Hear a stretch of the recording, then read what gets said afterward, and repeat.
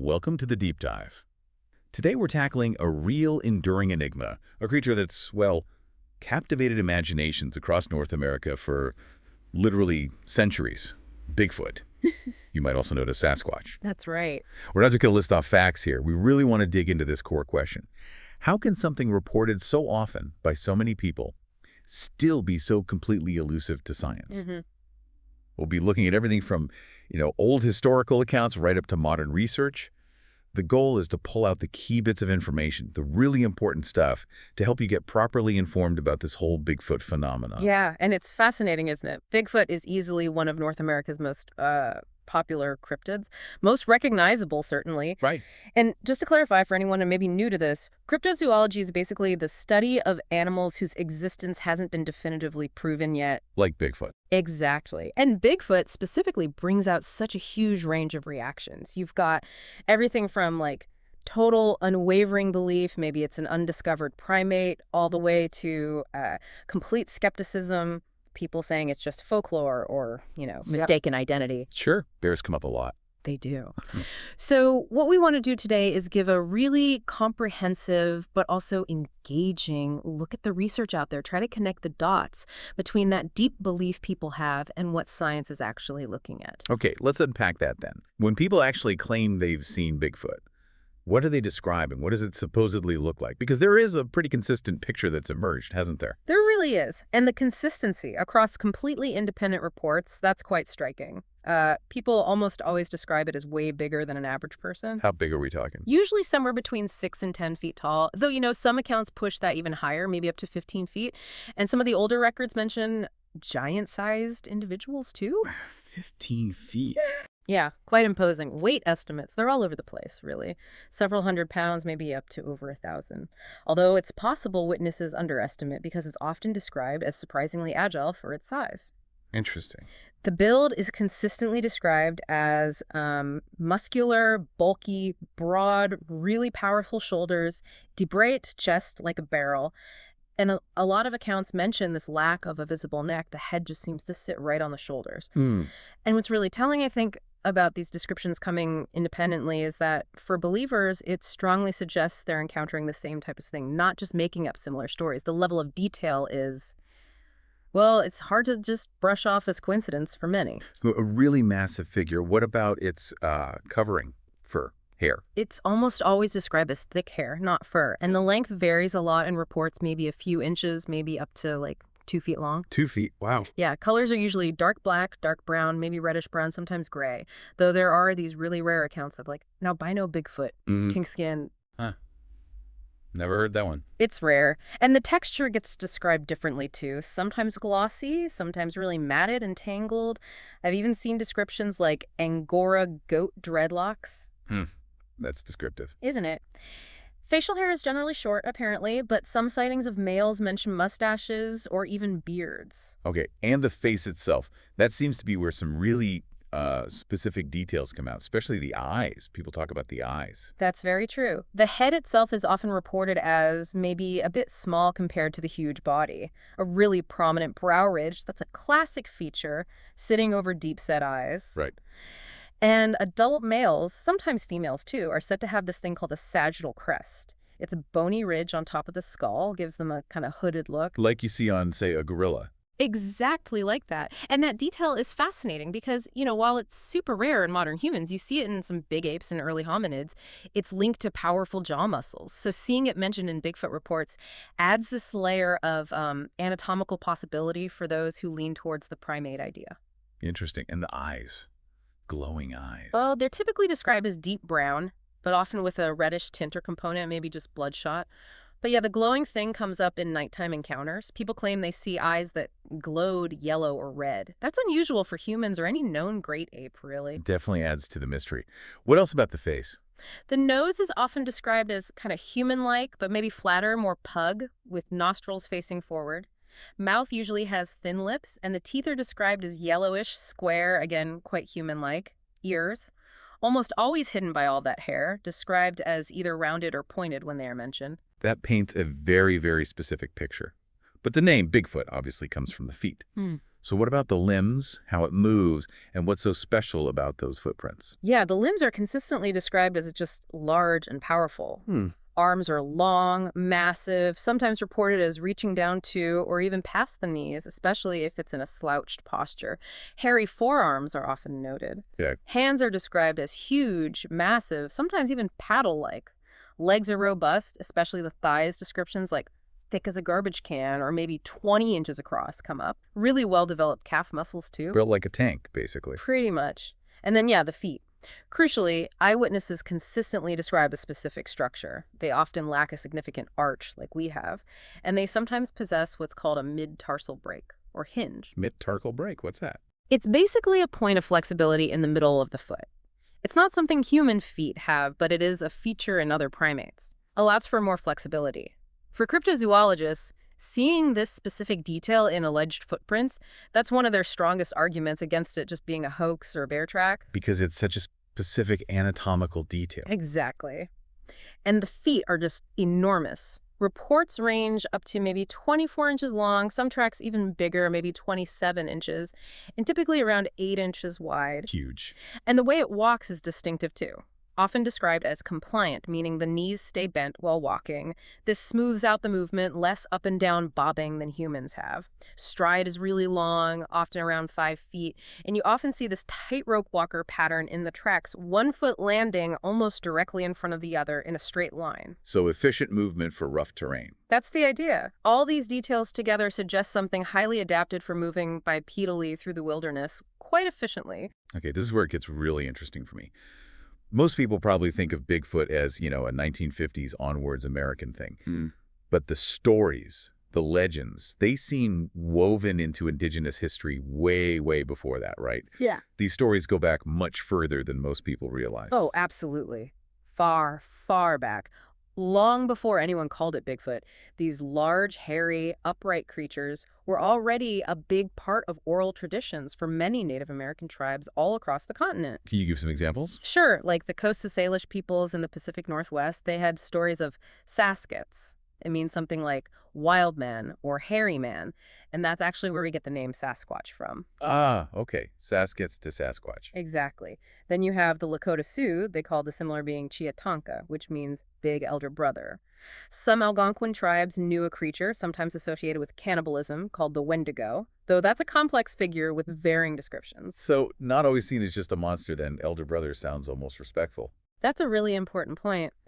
In many indigenous cultures, Sasquatch wasn't necessarily a fearsome beast. It was often respected. Maybe a guardian of the forest, a symbol of the wild, sometimes even seen as having spiritual importance, like an elder brother figure, as the Lakota name suggests. It's fascinating how deep those cultural roots go. You mentioned earlier that some traditions even talk about supernatural abilities or maybe moving between dimensions. How do researchers square that with trying to find, a physical creature? Well, it's a key distinction, really. The spiritual significance in many indigenous cultures is profound. Its elusiveness, for instance, isn't always seen as just physical hiding. In some traditions, it's attributed to its spiritual nature, maybe an ability to, move between worlds or dimensions. For researchers looking for a biological animal, these beliefs are crucial for understanding the cultural context, but they also highlight the challenge, right? Separating deeply ingrained folklore and spiritual belief from potential physical observations. It's complex, and it wasn't just indigenous people. Early European settlers exploring the continent also wrote about encounters with similar wild men. So the stories were definitely here before the Europeans arrived. But that mid-20th century period, that really blew things up for the general public, didn't it? Especially with newspapers, photos, maybe early film. Absolutely. The mid-1900s were a major turning point, largely thanks to mass media picking up on things. That 1958 incident near Bluff Creek in Northern California was pivotal. Huge human-like footprints were found, the press went wild, and that's really when the name Bigfoot took off and stuck in the public imagination. Bigfoot. The name came from those tracks. That's the story, yes. And then, less than 10 years later, 1967, you get the Patterson-Gimlin film. Probably the most famous piece of supposed evidence ever. It allegedly shows a female Bigfoot walking across a clearing. Still debated today intensely. Oh, endlessly. Is it real? Is it a hoax? People have been analyzing those few seconds of film for decades, and all of the public interest eventually led to groups forming, like the Bigfoot Field Researchers Organization, the BFRO, founded in '95. They try to document and seriously investigate sightings. And where do most sightings get reported? Are there definite hotspots? Looking broadly, yeah, the Pacific Northwest seems like a major hub. Washington, Oregon, British Columbia, lots of reports from there. Makes sense. Lots of dense forest. Right. But it's not just there. You get significant clusters in other places, too. The Ohio River Valley area, for example, Central Florida, that's where you hear about the skunk ape. The skunk ape, why that name? Apparently because of a really strong foul odor often reported with sightings down there. And the Appalachian Mountains are another area with a high number of reports. The BFRO keeps a pretty detailed database. You can actually look up reports by state or province. Before that big media splash in the 50s and 60s, were there any really famous earlier incidents that kind of stand out? Oh, yes. A couple are quite well known in Bigfoot lore. The 1924 Ape Canyon incident is a big one. Near Mount St. Helens, a group of gold prospectors claimed they were actually attacked in their cabin over several hours by multiple large ape-like creatures throwing rocks. Attacked. Wow. That's their story. Very dramatic. And then there's a 1955 account from British Columbia. A man named William Rowe reported observing a female creature from relatively close range while hiking, and he gave a very detailed description of her appearance and behavior. These kinds of stories definitely helped build the legend before the name Bigfoot was common currency. Okay, so beyond just what they look like, what do these encounters suggest about how Bigfoot might actually behave? Are there common patterns in what they supposedly do? What about sounds? Absolutely. Vocalizations are a huge part of it. People report an incredible range of sounds. Really loud, kind of mournful howls that seem to carry for miles, piercing screams sometimes, deep moans, guttural grunts, even sharp whistle-like calls. A whole repertoire. Seems like it. And then there's wood knocking. This is a really common report, distinct sounds of wood hitting wood, like striking a tree with a heavy branch. Many researchers think this could be a form of communication, maybe territorial signals, maybe calls. Sometimes people report specific patterns, like a sequence of knocks. Wood knocking. Mm. Are there recordings? There are recordings purported to be Bigfoot vocalizations or wood knocks. Some are quite famous, like the Sierra Sounds recordings from the 1970s. Some researchers have analyzed these and suggested they might show elements of a complex, non-human language. But of course, the interpretation is highly debated. Are they real? Are they something else? It's hard to prove. And those footprints, we talked about the size, the mid-tarsal break. Yeah. What else do they tell us about how it moves? Well, beyond just the anatomy, the tracks give clues. We mentioned the size, 15 to 24 inches long typically, and that really long stride, often over 5 feet. The tightrope gait, we talked about 1 foot almost directly in front of the other. That's really interesting too. Why is that gait significant? For cryptozoologists, it suggests a highly efficient way to move bipedally through rough, uneven terrain. It's not easily faked, they argue, and it's different from how humans typically walk in a straight line. It implies an adaptation to the wilderness environment, making the tracks harder to dismiss just as hoaxes. Fascinating. Okay, any other common behaviors that get reported, besides sounds and footprints? Yes, definitely. Right. Rock throwing comes up quite a bit. People report having rocks thrown at them or near them, sometimes quite large ones. The thinking is it might be a territorial display, like get out of here, or maybe another form of communication. Intimidation tactic, maybe? Could be. There are also descriptions of temporary shelters or nests, Right. basically arrangements of bent branches, piled up foliage, almost like a simple bed or windbreak. Not permanent structures, but signs of something bedding down. Okay. And there's this apparent curiosity. Bigfoot is sometimes reported watching humans from a distance, maybe approaching campsites at night, or investigating unusual noises like chainsaws or gunshots. Not always aggressive, sometimes just seemingly observing. Curious but elusive. Exactly. And strength. Reports often emphasize incredible strength lifting huge logs, twisting small trees in half, things like that. Given how often sightings happen at night or twilight, many assume it's primarily nocturnal, which would certainly help it stay hidden. And diet. What do they supposedly eat? Based on reports and some speculation, the belief is they're omnivorous, probably eating a mix of plants, berries, fruits, nuts, roots, but also fish, and possibly hunting animals like deer, elk. Some reports even suggest they might prey on bears occasionally. Wow. Okay, so we've got these incredibly detailed, consistent reports, these ancient stories. But stepping back, what does it all mean? Bigfoot isn't just a cryptid, it's become this huge cultural icon.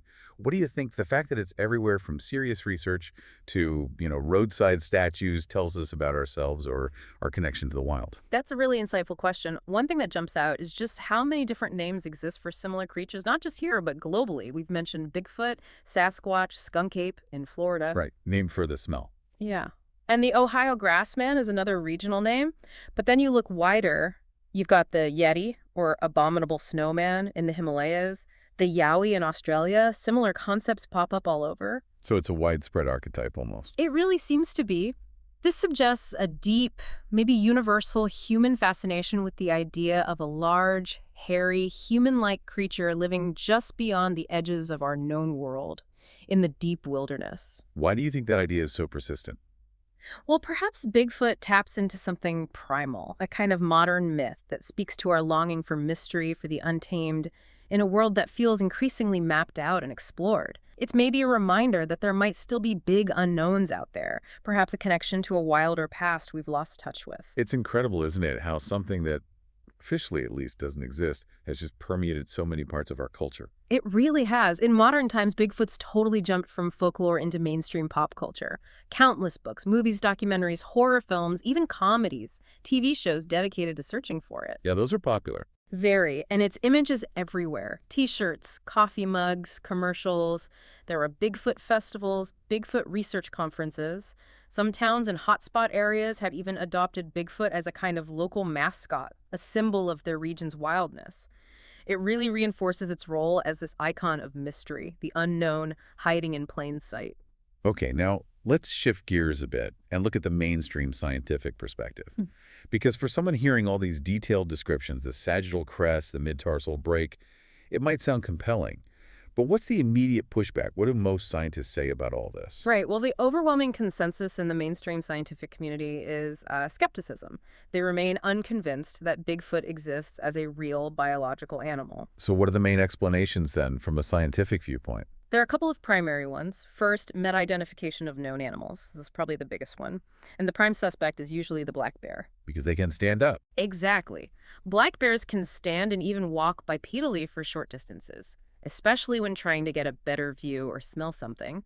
And studies have actually shown a pretty strong statistical link between areas with high Bigfoot sightings and areas with large black bear populations. Interesting correlation. Yeah. So imagine seeing a large, dark, shaggy bear standing up briefly at dusk or from far away. It's easy to see how someone might mistake it for something more human-like, especially if they're already primed by the legend. Okay, that makes sense. What else? The other major factor is, unfortunately, hoaxes, intentional deception. Right. People faking footprints and stuff. Precisely. There's a long documented history of this. People have admitted to carving giant wooden feet and stamping tracks to fool people. The famous 1958 Bluff Creek tracks, the ones that popularized the name Bigfoot. The family of a logger named Ray Wallace claimed after his death that he faked them as a prank. Ah, so that casts doubt on the very origin of the name. It certainly does for skeptics. And the existence of known, admitted hoaxes like that makes scientists understandably wary.